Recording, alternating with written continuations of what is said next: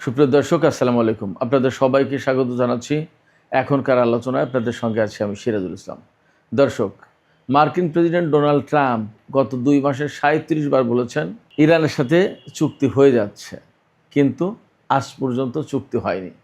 তিনি গতকালও বলেছেন যে 2-3 দিনের ভেতরে চুক্তি হয়ে যাবে ইরানের সাথে। মার্কিন গণমাধ্যমগুলো প্রশ্ন তুলেছে, যদি এবার চুক্তি না হয় তাহলে ট্রাম্পের অবস্থা কি হবে। এপাশে যে লেবাননকে কেন্দ্র করে ইরান এবং ইসরায়েলের ভেতরে খুব সংক্ষিপ্ত পরিসরে বাট বেশ শক্ত যুদ্ধ হয়ে গেল, সেই লেবাননের উপর কিন্তু ইসরায়েল আবার হামলা চালিয়েছে।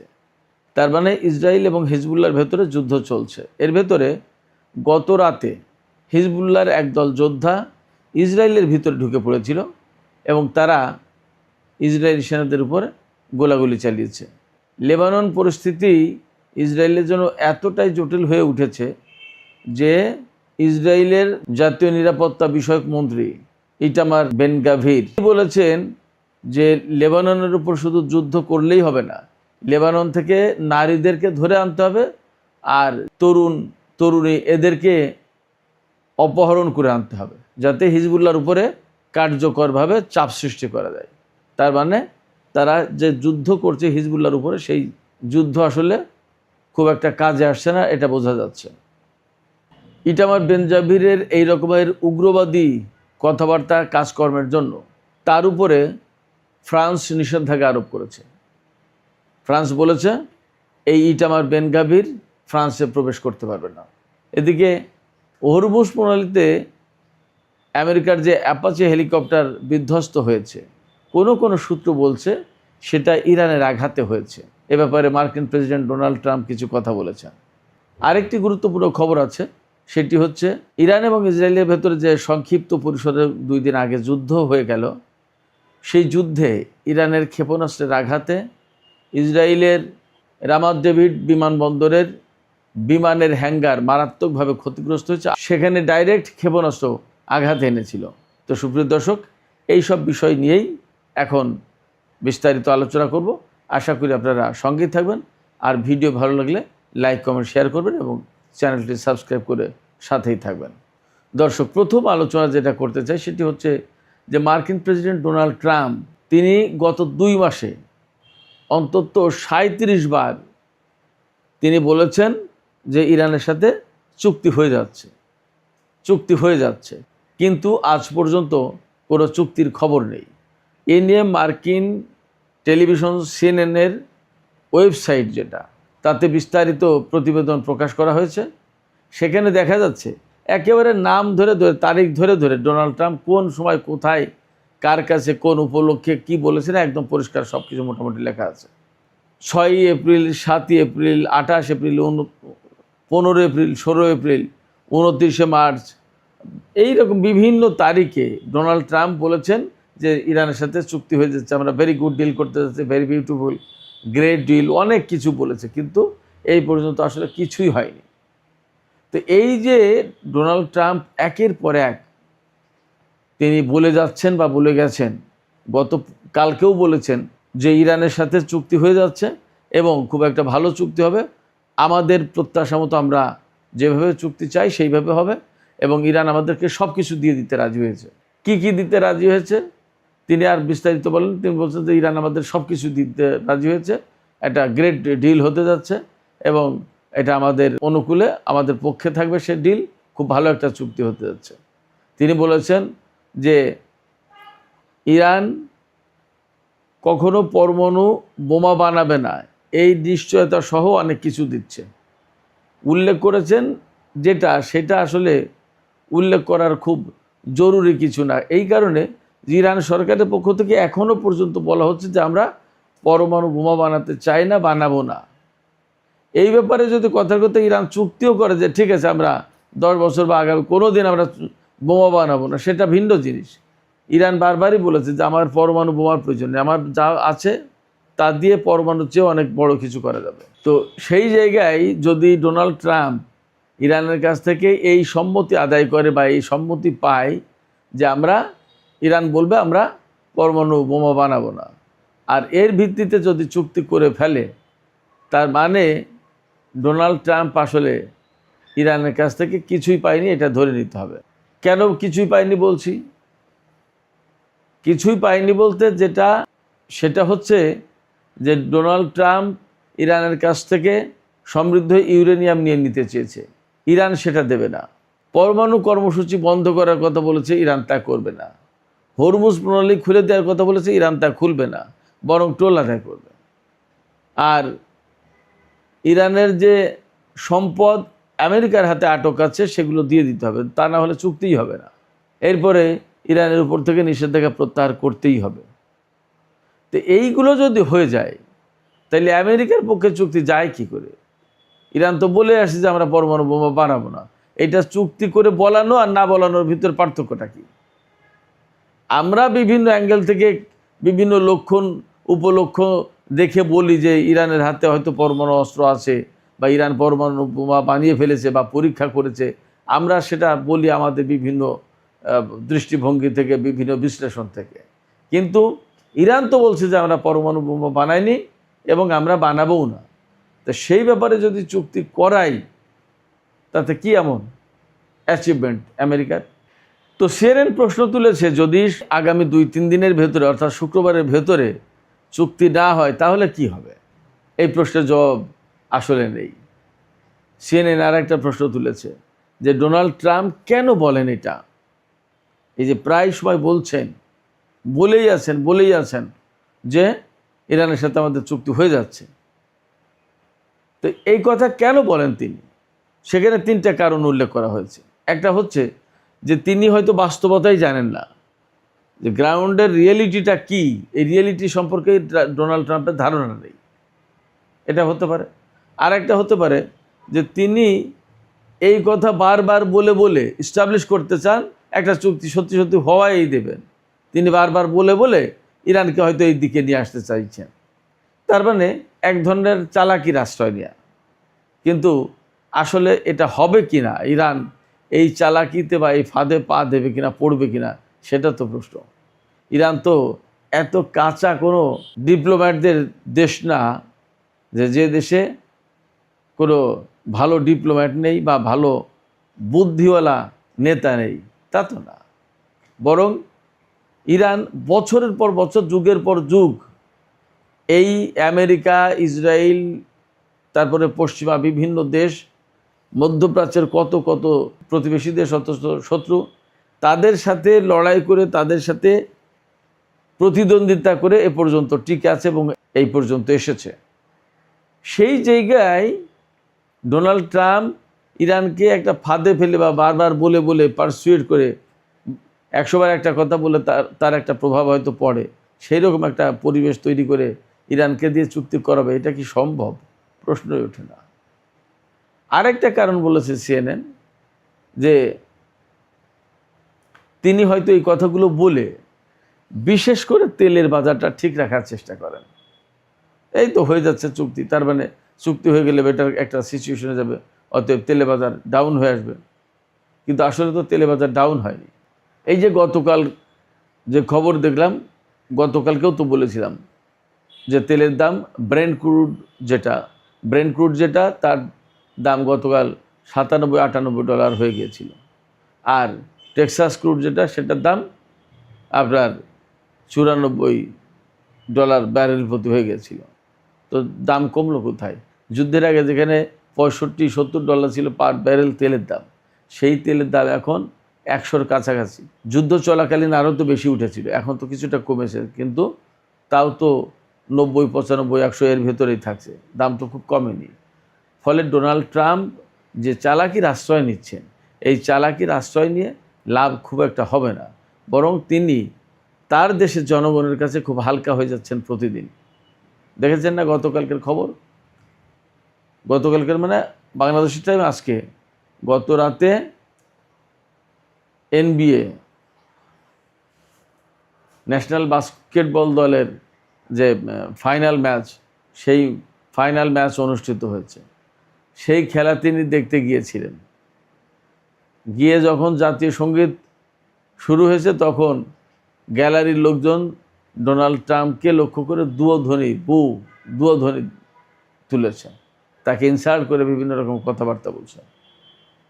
আমেরিকার প্রেসিডেন্ট আমেরিকার জনগণের কাছে এই রকম বাজে অবস্থার মুখে পড়েছে খুব কমই। ডোনাল্ড ট্রাম্প কিন্তু পড়েছেন। কেন পড়েছেন? ডোনাল্ড ট্রাম্পের যে কথা, যে কর্মকাণ্ড, বাস্তবে কাজের সাথে কথার কোনো মিল নেই। তিনি বারবারই বলেন চুক্তি হয়ে যাচ্ছে, কিন্তু চুক্তি হয় না। তাহলে মানুষ তাকে খুব হালকা ভাবছে। তার অর্থাৎ ডোনাল্ড ট্রাম্পের কথার কোনো মূল্য নেই মানুষের কাছে। সারা বিশ্বেই একই অবস্থা, শুধু আমেরিকায় না, সারা বিশ্বে। তো যাই হোক দর্শক, লেবানন প্রসঙ্গে চলে আসি এবার। লেবাননে ইসরায়েল আবার হামলা চালিয়েছে বা হামলা চালাচ্ছে এবং 4 শহর খালি করে দেওয়ার জন্য নির্দেশনা দিয়েছে। সেখান থেকে লোকজন সরে যেতে শুরু করেছে এবং হিজবুল্লাহ যথারীতি যুদ্ধ করছে। আমি সর্বশেষ যা দেখেছি তাতে ইসরায়েলের হামলায় 8 জন নিহত এবং 30 জনের বেশি আহত হয়েছে আজকে। তো সেক্ষেত্রে ইরান ইসরায়েল যুদ্ধ বন্ধ হলেও ইসরায়েল কিন্তু লেবাননে আগ্রাসন বন্ধ করেনি। এটা খুবই দুঃখজনক এবং ইরান এখন কি করে সেটা একটা দেখার ব্যাপার। আমরা জানি না, যেহেতু চুক্তির কথা হচ্ছে, সেই জায়গায় ইরান একটু ধৈর্য ধরবে নাকি আবার ইসরায়েলের উপর হামলা চালাবে আমরা জানি না, দেখার ব্যাপার। তো এর ভেতরে গত রাতে হিজবুল্লাহর কিছু যোদ্ধা দক্ষিণ লেবানন থেকে ভিতরে ঢুকে গিয়ে একদল সেনা ছিল, ইসরায়েলি সেনা, তাদের উপরে গোলাগুলি চালিয়েছে। তাতে বেশ কয়েকজন সেনা আহত হয়েছে আর হিজবুল্লাহর একজন সদস্য সেখানে নিহত হয়। তো হিজবুল্লাহ আসলে ডেসপারেটলি ইসরায়েলের ভেতরে ঢুকে অভিযান চালিয়েছে। এটা কিন্তু গুরুত্বপূর্ণ একটা সিগন্যাল। তার মানে তারা হয়তোবা ইসরায়েলের ভিতরে ঢুকে যাওয়ার যে বিষয়টা, সেটা অনেকটা রেকি করার মতো বা প্র্যাকটিস করার মতো করে নিল। সামনে হয়তোবা আরও বড় কিছু দেখা যেতে পারে। এই লেবানন থেকে ইসরায়েলের ভেতরে ঢুকে এ ধরনের আরও অভিযানের সম্ভাবনা মনে হয় তৈরি হলো। এদিকে ইসরায়েলের যে জাতীয় নিরাপত্তা মন্ত্রী ইটামার বেন গাভির, এই লোক বলেছে যে হিজবুল্লাহর উপরে আরও বেশি চাপ সৃষ্টি করার জন্য লেবানন থেকে নারীদেরকে, যুবক যুবতী, তরুণ তরুণী, এদেরকে ধরে আনতে হবে। চিন্তা করেন কী ধরনের মন মানসিকতা পোষণ করে। সারা বিশ্বে এই লোক উগ্রবাদী হিসেবে পরিচিত। ফ্রান্স তার উপরে আজকে নিষেধাজ্ঞা আরোপ করেছে তার এই উগ্রবাদী কথাবার্তা, উগ্রবাদী আচরণের কারণে। দেখা যাক কি হয়। এপাশে ইটালিও এই ইটামার বেন গাভিরের ব্যাপারে কড়া বক্তব্য দিয়েছে ইটালি পররাষ্ট্রমন্ত্রী। ইটালির সাথে তো ইসরায়েলের সম্পর্ক চরম খারাপ অবস্থায় গেছে, সেটা তো আপনারা সবাই জানেন। তার মানে ইউরোপের দেশগুলোতে ইসরায়েলের অবস্থা কিন্তু দিন দিন ভীষণ খারাপ হয়ে যাচ্ছে। 2-3 দিন আগে তো একটা জনমত জরিপ এসছে যে সারা বিশ্বের 28টা দেশে ইসরায়েলের ব্যাপারে জনমত জরিপ করা হয়েছে। তাতে 21-22টা দেশে শতকরা 80% লোক ইসরায়েলকে অপছন্দ করে। এই ইসরায়েল এবং ইরানের ভেতরে গত 2 দিন আগে যে যুদ্ধ হয়ে গেল, সেই যুদ্ধে ইরান সবচেয়ে গুরুত্ব দিয়ে হামলা চালিয়েছিল রামাত ডেভিড এয়ারপোর্টে। এই রামাত ডেভিড এয়ারপোর্ট সম্পর্কে আমি আপনাদেরকে বলেছিলাম। রামাত ডেভিড এয়ারপোর্ট হচ্ছে ইসরায়েলের উত্তরাঞ্চলে অবস্থিত এবং এটি 1942 সালে ব্রিটিশরা প্রতিষ্ঠা করেছিল দ্বিতীয় বিশ্বযুদ্ধের সময়। তারপরে দ্বিতীয় বিশ্বযুদ্ধ শেষে 1948 সালে তো ইসরায়েল প্রতিষ্ঠা হয়। ইসরায়েল প্রতিষ্ঠা হওয়ার পর এই বিমানবন্দরটা তাদের দখলে চলে যায়, তারা হাতে রাখে।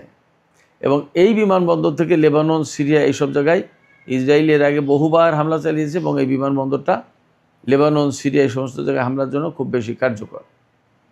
এই রামাত ডেভিড এয়ারপোর্ট থেকেই লেবাননের রাজধানী বৈরুতে গত পরশুদিন হামলা চালানো হয়েছিল, যেদিন ইরান পাল্টা হামলা চালালো। রামাত ডেভিড এয়ারপোর্ট থেকে যেহেতু ইসরায়েল লেবাননের রাজধানী বৈরুতে হামলা চালিয়েছে, সেই জন্য ইরান ওই বিমানবন্দরে হামলা চালিয়েছে, যেখান থেকে হামলা চালানো হয়েছে সেখানে পাল্টা হামলা চালিয়েছে। তো এই হামলায় দেখা গেছে, স্যাটেলাইট ইমেজে দেখা গেছে যে এই রামাত ডেভিড এয়ারপোর্টের একটা হ্যাঙ্গার, যেখানে বিমান রাখা হয়, যুদ্ধ বিমান। আপনারা যদি কোনো বিমান ঘাঁটিতে গিয়ে থাকেন তাহলে দেখবেন, বিমান ঘাঁটি সামরিক বাহিনীর বিমান ঘাঁটি যেটা, সেখানে দেখবেন যে বড় বড় মানে স্টিলের বড় বড় শেড থাকে, ওগুলোকেই হ্যাঙ্গার বলে। অনেকগুলো যুদ্ধ বিমান সেখানে রাখা যায় নিরাপদে। মানে অনেক মোটা স্টিলের ইস্পাতের পাত দিয়ে আপনার ওগুলো ছাউনি দেওয়া থাকে এবং খুব মজবুত, খুবই মজবুত, সহজে ছোটোখাটো বোমায় ক্ষেপণাস্ত্র হতে কিছু করতে পারবে না। এই রকম হ্যাঙ্গারের উপরে ডাইরেক্ট হিট করেছে ইরানের ক্ষেপণাস্ত্র এবং তাতে ভেতরে কী ধরনের ক্ষয়ক্ষতি হয়েছে তা জানা যায়নি, কিন্তু ডাইরেক্ট হিট করেছে এবং সেই হ্যাঙ্গার যে ক্ষতিগ্রস্ত হয়েছে এটা স্যাটেলাইট ইমেজে দেখা যাচ্ছে। তবে আমি গত রাতে একটা বিশেষ সূত্র থেকে খবর পেলাম যে ইরান ইসরায়েলের এই যুদ্ধে ইসরায়েলের 11 জন সেনা মারা গেছে এবং বেশ কয়েকটা বিমান ধ্বংস হয়েছে। এই যে রামাত ডেভিড এয়ারপোর্টে যে হামলা, এই হামলায় নাকি বেশ কয়েকটা বিমান ধ্বংস হয়েছে এবং বেশ ভালো রকমের ক্ষয়ক্ষতি হয়েছে বিমানবন্দরটিতে। আর নেভাটিম এয়ারবেজ এবং তেলনভ এয়ারবেজে তো হামলা চালিয়েছিল, সেখানে কীরকম কী ক্ষয়ক্ষতি হয়েছে সেটা দেখার ব্যাপার। আর হাইপাই যে হামলা চালিয়েছিল সেখানে তো তেল স্থাপনায় ক্ষতি হয়েছে। তার মানে ইরান যে হামলা চালিয়েছিল ইসরায়েলের উপরে, তাতে বিভিন্ন মিডিয়াতে খবর পাওয়া যাচ্ছে তাতে ক্ষয়ক্ষতির মাত্রাটা ইসরায়েলের বেশি। ইরানের 2 জন এয়ারফোর্সের সদস্য মারা গেছে, কিন্তু ক্ষয়ক্ষতিটা নাকি ইসরায়েলের বেশি হয়েছে। এপাশে ইসরায়েল এবং ইরানের ভেতরে যুদ্ধ বন্ধ হওয়ার পরপরই আজকে হরমুজ প্রণালী এলাকায় তো আমেরিকার একটি অ্যাপাচি হেলিকপ্টার বিধ্বস্ত হলো, সেটা তো আমি বলেছিলাম দুপুরের আলোচনায়। এই বিধ্বস্ত হওয়ার কারণ কি এই সম্পর্কে এখনও পরিষ্কার করে সেন্টকম ধারণা দেয়নি, তথ্য দেয়নি, কিন্তু কোনো কোনো জায়গা থেকে কোনো সূত্র থেকে খবর পাওয়া যাচ্ছে যেটা ইরানের ক্ষেপণাস্ত্রের আঘাতে নাকি এই হেলিকপ্টার বিধ্বস্ত হয়েছে, ধ্বংস হয়েছে। এখানে প্রশ্ন আসতে পারে যে ইরান কেন এই হেলিকপ্টারের উপর হামলা চালাবে? এই হেলিকপ্টার হরমুজ প্রণালী এলাকায় টহল দিচ্ছিল। এই এলাকাটা তো ইরান মনে করে যে তাদের, সেখানে আমেরিকার প্রবেশাধিকার কী করে থাকে, সেখানে মার্কিন হেলিকপ্টারের কাজটা কি, সেখানে টহল দেওয়ার কী দরকার, এটা একটা ব্যাপার। আর একটা ব্যাপার, এর আগে কয়েকবার হরমুজ প্রণালী এলাকায় ইরানের যে ছোট বোট, যেগুলো ছোট ছোট বোট, এই বোটে হামলা চালিয়েছে এই অ্যাপাচি হেলিকপ্টার দিয়ে। সেই কারণে ইরান যখন আজকে বাগে পেয়েছে অমনি সাথে সাথে মেরে দিয়েছে। তো পাইলট এবং গানারকে উদ্ধার করা হয়েছে ভাগ্যক্রমে, কিন্তু হেলিকপ্টার ধ্বংস হয়েছে এবং এই অ্যাপাচি হেলিকপ্টার ইরান যুদ্ধের ভেতরে এই প্রথম বিধ্বস্ত হওয়ার ঘটনা ঘটল। এটা নতুন একটা ডাইমেনশন। এই হেলিকপ্টার ধ্বংস হওয়ার ব্যাপারে রিপোর্টাররা ডোনাল্ড ট্রাম্পের কাছে জানতে চেয়েছিলেন যে মিস্টার প্রেসিডেন্ট, হরমুজ প্রণালী এলাকায় আমেরিকার অ্যাপাচি হেলিকপ্টার ধ্বংস হয়েছে, এই সম্পর্কে কি আপনি জানেন? তা বলছে হ্যাঁ, এটা বিস্তারিত আমি জানি। সেখানে 2 জন পাইলট এবং গানার তারা ঠিকমতো আছে, তার সেখানে কোনো হতাহতের ঘটনা ঘটেনি, তারা ভালো আছে, সব কিছু আমি জানি, সমস্যা নেই, ঠিক হয়ে যাবে এবং ইরানের সাথে 2-3 দিনের ভিতরে আমাদের চুক্তি হয়ে যাচ্ছে। তিনি এই কথা বলেছেন। তা আসলে বাস্তবতা কি আমরা জানি না, চুক্তি হবে কি না জানি না। তবে হেলিকপ্টার যে বিধ্বস্ত হলো এবং নতুন একটা ডাইমেনশন তৈরি করলো। এর আগে বিভিন্ন ধরনের বিমান, যুদ্ধ বিমান, হেলিকপ্টার ইরানের ভেতরে হয়েছে, কিন্তু হরমুজ প্রণালী এলাকায় এই ধরনের ঘটনায় এই প্রথম ঘটলো। এবং অ্যাপাচি হেলিকপ্টার কিন্তু আমেরিকার অ্যাটাক হেলিকপ্টার, খুব দুর্ধর্ষ হেলিকপ্টার, এটা খুব কার্যকরী। সেই হেলিকপ্টার ভূপাতিত করে দিল ইরান। এবং যদি ব্যাপারটা তাই হয় তাহলে আমেরিকার ভূমিকা কী হবে সেটাও একটা দেখার ব্যাপার। তো আমরা সেই জন্য একটু অপেক্ষা করি, দেখা যাক কী হয়। সুপ্রিয় দর্শক, এখনকার আলোচনা এখানেই শেষ করতে চাইছি। যাবার আগে আমি আপনাদের কাছে জানতে চাই যে এই যে হিজবুল্লাহর যোদ্ধারা ইসরায়েলের ভেতরে ঢুকে হামলা চালিয়েছে, এই ঘটনাটাকে আপনারা কিভাবে দেখছেন? এটা কি আপনারা এভাবে দেখছেন যে এর মাধ্যমে ভবিষ্যতে আরও বড় কোনো অভিযান পরিচালনার একটা পথ খুঁজে পেল বা পরিকল্পনা করছে বা করবে? আপনাদের মতামত কমেন্টে জানাতে পারেন। আর ভিডিও ভালো লাগলে লাইক, কমেন্ট, শেয়ার করবেন এবং চ্যানেলটি সাবস্ক্রাইব করে সাথেই থাকবেন প্লিজ। সুপ্রিয় দর্শক, আপনাদের সবাইকে অনেক অনেক ধন্যবাদ জানিয়ে এখনকার আলোচনা এখানেই শেষ করছি।